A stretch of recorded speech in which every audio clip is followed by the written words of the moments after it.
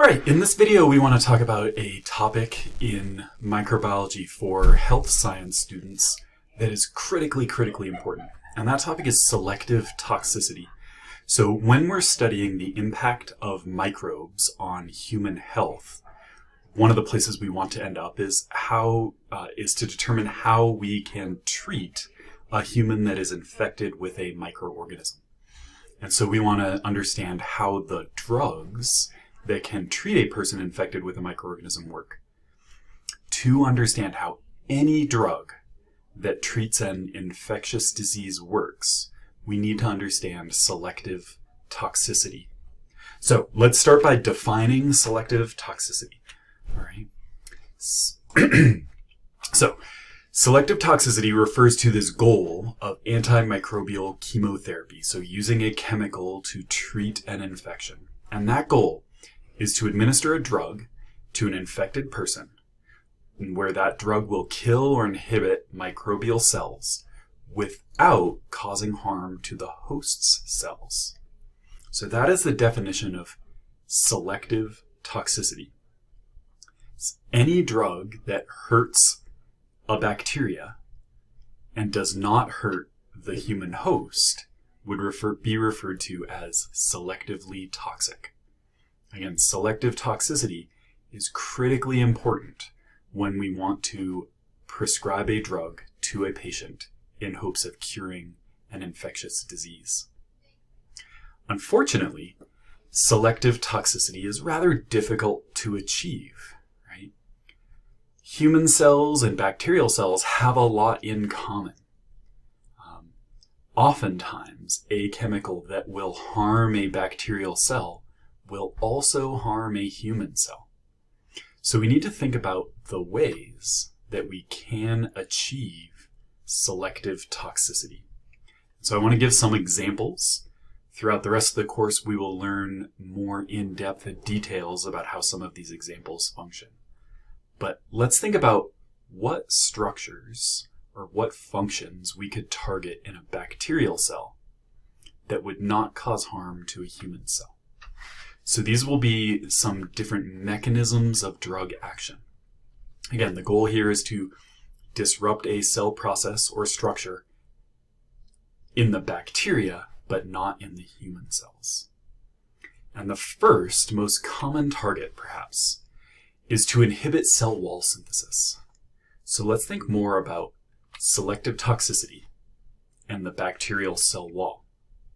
So why is targeting cell wall synthesis a way of achieving selective toxicity? Well, we know that human cells, eukaryotic cells, or animal cells, never have a cell wall.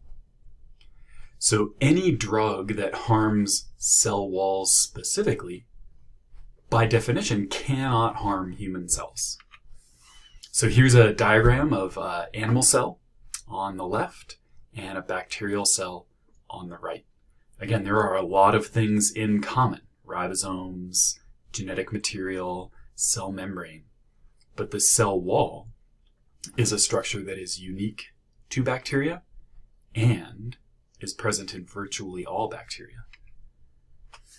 So, throughout the rest of the course, we'll talk about examples of drugs that target bacterial cell wall synthesis. These will be drugs like penicillin, cephalosporin, vancomycin, bacitracin.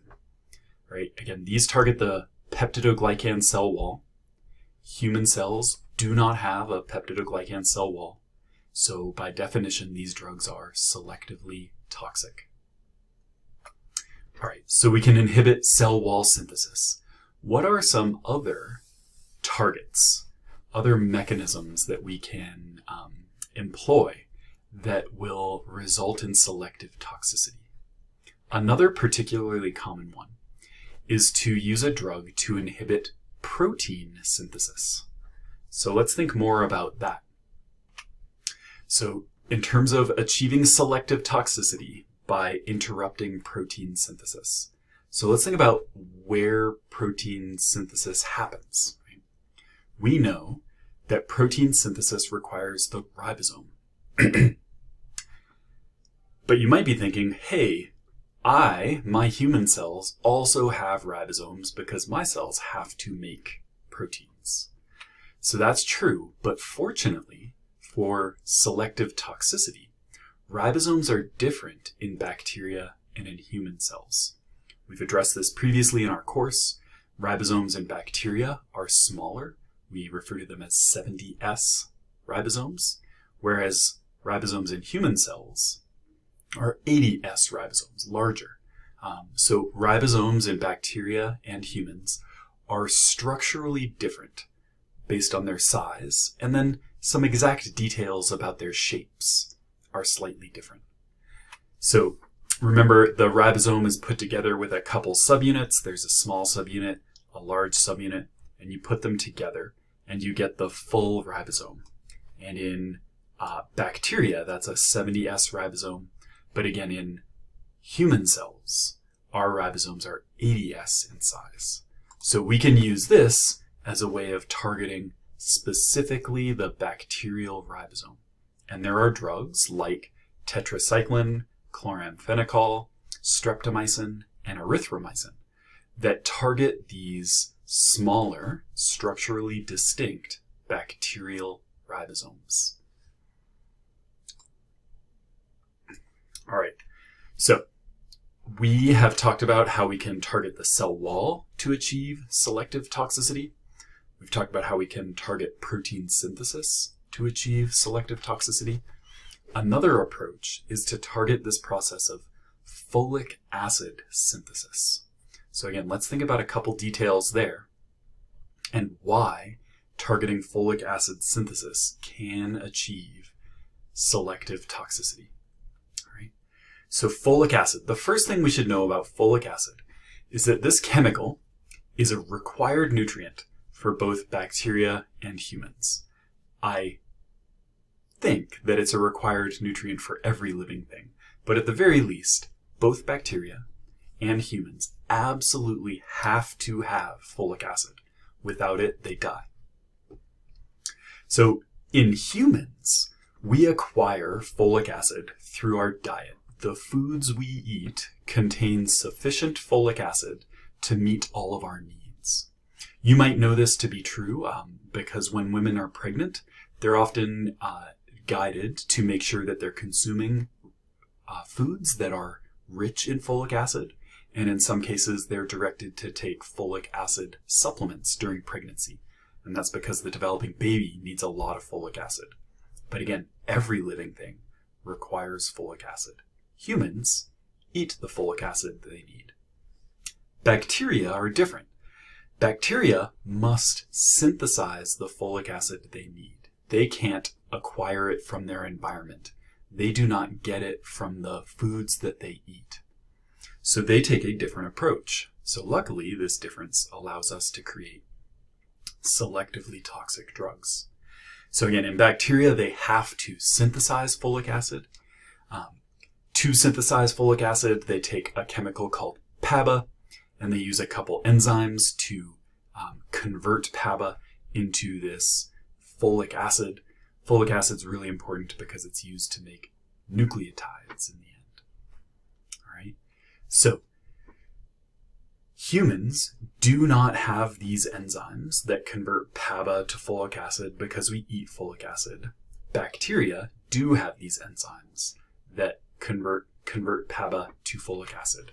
So drugs like the sulfonamides or sulfa drugs are drugs that inhibit this process of folic acid synthesis. They are inhibitors of these enzymes. When the drug is around, bacteria can't make folic acid and they die.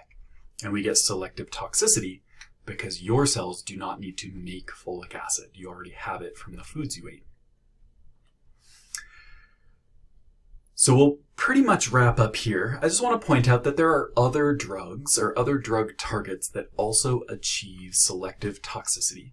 There are certain drugs that inhibit nucleic acid structure and function. So that could be DNA replication or transcription to make RNA. It could be the process of reading the DNA to make proteins, right? So drugs that inhibit these functions in a bacteria-specific way would be selectively toxic. And for any drug we talk about in this class, I hope that you can identify how that specific drug is selectively toxic. So we'll talk about a couple examples there. And then some drugs can also interfere with cell membrane structure and function.